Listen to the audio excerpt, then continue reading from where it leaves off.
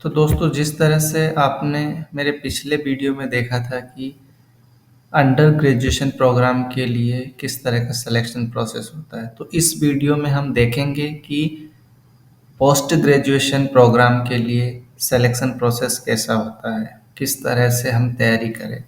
तो उसी तरह से हम अजीम प्रेमजी यूनिवर्सिटी टाइप करेंगे गूगल में और हम यहाँ पर सर्च करेंगे तो आपको कुछ इस तरह का लिंक दिख रहा होगा। आपको इस लिंक पर क्लिक करना है। तो आप क्लिक करेंगे तो कुछ इस तरह का आपके सामने इंटरफेस आएगा और आपको एडमिशन एंड ऐड पर जाना है और पोस्ट ग्रेजुएशन पर क्लिक करना है। तो आप पोस्ट ग्रेजुएशन पर क्लिक करेंगे तो कुछ इस तरह का पेज आपके सामने ओपन होगा। तो एप्लीकेशन प्रोसेस एंड टाइमलाइन के बारे में हम बात करेंगे कि एप्लीकेशन कुछ अर्ली एडमिशन के लिए है।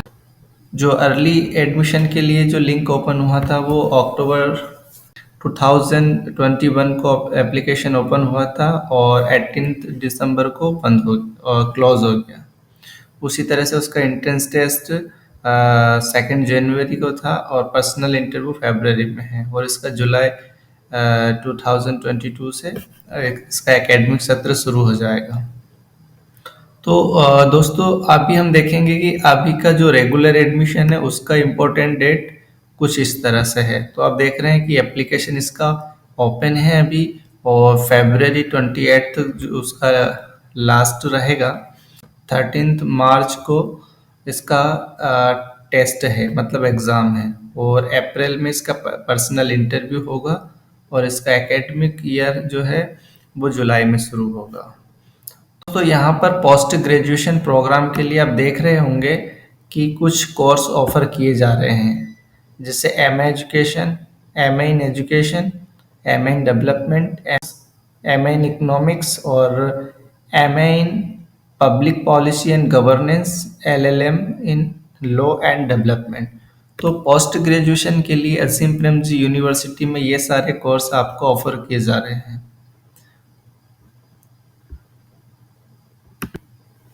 तो हम देख लेते हैं इसका सिलेक्शन प्रोसेस क्या है। तो हम ये सिलेक्शन प्रोसेस वाले लिंक पर क्लिक करेंगे तो कुछ इस तरह से पेज आपके सामने ओपन होगा।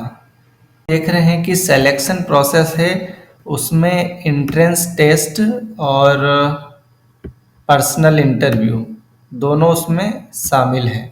मतलब सिलेक्शन प्रोसेस में पर्सनल इंटरव्यू और एंट्रेंस टेस्ट दोनों शामिल हैं। उसी के आधार पर आपका सिलेक्शन होगा। एंट्रेंस टेस्ट का जो स्ट्रक्चर है वो किस तरह का आता है, उसमें क्या क्या चीज़ें पूछी जाती है, कितने नंबर की पूछी जाती है और कितना समय रहता है और कितने क्वेश्चन पेपर किस तरह के होते हैं। तो इसमें कुछ सेक्शंस दिए गए हैं। तो यहाँ पे रीडिंग कॉम्प्रिहेंशन एक सेक्शन है, programme M in education, M in development, M in public policy and governance and LLM के लिए यहाँ पर 15 क्वेश्चंस रहेंगे और क्वेश्चन टाइप मल्टीपल चॉइस का रहेगा। उसी तरह से यहाँ पे general and quantitative reasoning ability है, वो सभी कोर्स के लिए है। उसके क्वेश्चन की संख्या 15 रहेगी और वो भी मल्टीपल चॉइस का रहेगा। दूसरा है सोशल अवेयरनेस, वो सभी कोर्स के लिए है और उसकी जो क्वेश्चंस की संख्या है 10 है और ये भी मल्टीपल चॉइस का रहेगा। और अगला सेक्शन है राइटिंग एबिलिटी। ये 2 सेक्शन राइटिंग एबिलिटी के लिए है। जो MA इन एजुकेशन डेवलपमेंट और पब्लिक पॉलिसी वाला अलग है और LLM वाला अलग है। तो इसमें 3 क्वेश्चन आएंगे MA एजुकेशन डेवलपमेंट और पब्लिक पॉलिसी के लिए और इसमें LLM में 2 आएंगे। तो इन 3 में से एक करना है और इस 2 में से एक करना है। तो इनका जो टाइप रहेगा वो डिस्क्रिप्टिव टाइप रहेगा, आपको डिटेल में लिखना है। जैसे एक ऐसे लिखते हैं उस तरह से आपको लिखना पड़ेगा यहाँ पर। तो ये एक टेस्ट का स्ट्रक्चर है, किस तरह से टेस्ट लिया जाता है। तो ये पार्ट 1 है दोस्तों। ये पार्ट 1 है। अब हम पार्ट 2 देखेंगे। तो इसका जो समय है वो 45 मिनट रहेगा, only for MA education course के लिए। तो सब्जेक्ट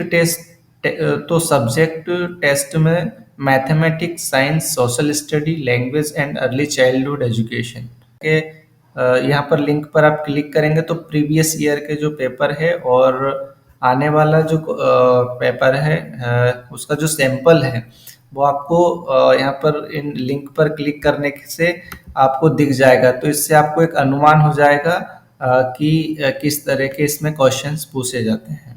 इकोनॉमिक्स के लिए अलग से पेपर लिया जाता है, तो उसमें कुछ सब्जेक्ट के हिसाब से क्वेश्चन पूछे जाते हैं, जैसे माइक्रो इकोनॉमिक्स और मैक्रो इकोनॉमिक्स। तो दोनों के लिए 10-10 क्वेश्चंस रहेंगे, मल्टीपल चॉइस क्वेश्चन रहेंगे और टाइमिंग जो है उसका 2 आवर्स रहेगा।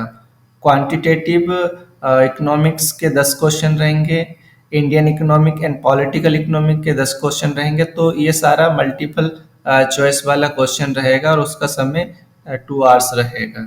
इस ऐसे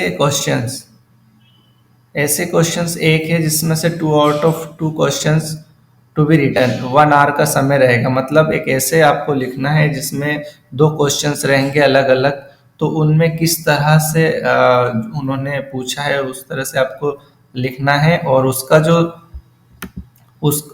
जो समय रहेगा वो 1 आवर का रहेगा। तो कुछ इस तरह से टेस्ट का स्ट्रक्चर है दोस्तों।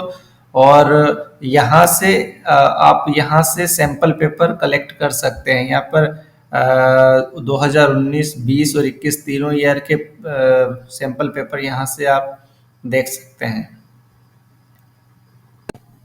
तो हम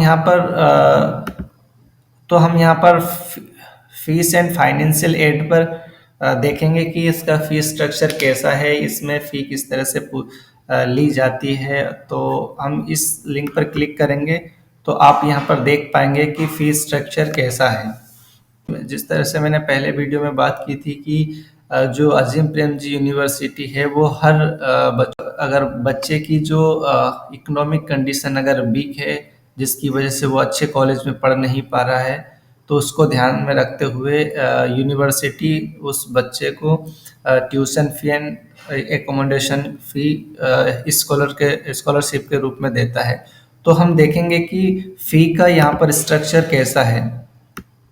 तो दोस्तों आप देख पा रहे होंगे यहाँ पर एमए जो प्रोग्राम है हमारे, एमए एजुकेशन 2 ईयर का प्रोग्राम है, एमए इकोनॉमिक्स 2 ईयर का प्रोग्राम है, एमए डेवलपमेंट 2 ईयर का प्रोग्राम है, MA public policy and governance 2 year का प्रोग्राम है, और LLM in law and development 1 year का प्रोग्राम है जो 2 सेमेस्टर का है। तो पर सेमेस्टर का जो फी है 50,000 रुपये है। देखिए आप सब में देख पा रहे हैं, पर सेमेस्टर 50,000 का फी है, और पूरे 4 सेमेस्टर के लिए 2 लाख का स्कॉलरशिप दी जाती है। वो किस आधार पर दी जाती है, उसका क्राइटेरिया क्या है, जिस तरह से हमने पिछले वीडियो में बात की थी यूजी प्रोग्राम के लिए। तो हम यहाँ पर देखेंगे कि जो स्कॉलरशिप का जो हम यहाँ पर देखेंगे कि जो स्कॉलरशिप का क्राइटेरिया है वो कुछ इस तरह से है। मतलब अगर आपके जो पेरेंट्स हैं उनका जो एनुअल इनकम, मतलब 1 साल की जो आमदनी है वो 7 लाख से कम है, तो आपको स्कॉलरशिप मिलने के चांसेस हैं। लेकिन उसके लिए भी डिपेंड करेगा कि अगर आपके फैमिली में 2 लाख तक का एनुअल इनकम है तो आपको 100% स्कॉलरशिप मिलेगा। उसी तरह से अगर 6 लाख से 7 लाख के बीच में है तो आपको 25% मिलने के चांसेस है। और अगर आपका 7 लाख है या 7 लाख से ज़्यादा है तो आपको स्कॉलरशिप नहीं मिलेगा। तो उस स्कॉलरशिप में क्या क्या शामिल होता है? स्कॉलरशिप में ट्यूशन फी शामिल होता है पर ईयर का, और एकोमोडेशन चार्जेस पर ईयर का शामिल होता है। तो आप अगर यहाँ पे डिटेल में देखें कि तो जो पर सेमेस्टर का जो फी होगा उस स्कॉलरशिप के आधार पर डिडक्ट होगा। तो ये स्कॉलरशिप के बारे में कुछ ब्रीफ में जानकारी है। तो दोस्तों आपको वीडियो पसंद आया होगा और आप हमारे चैनल पर नए हैं तो चैनल को सब्सक्राइब कीजिए, वीडियो को लाइक कीजिए और कमेंट करके बताइए कि ये वीडियो आपको कैसा लगा। हम अगले वीडियो में बात करेंगे कि अंडर ग्रेजुएशन प्रोग्राम के लिए किस तरह से अप्लाई करें और पोस्ट ग्रेजुएशन प्रोग्राम के लिए किस तरह से अप्लाई करें। तो वीडियो में बने रहने के लिए धन्यवाद।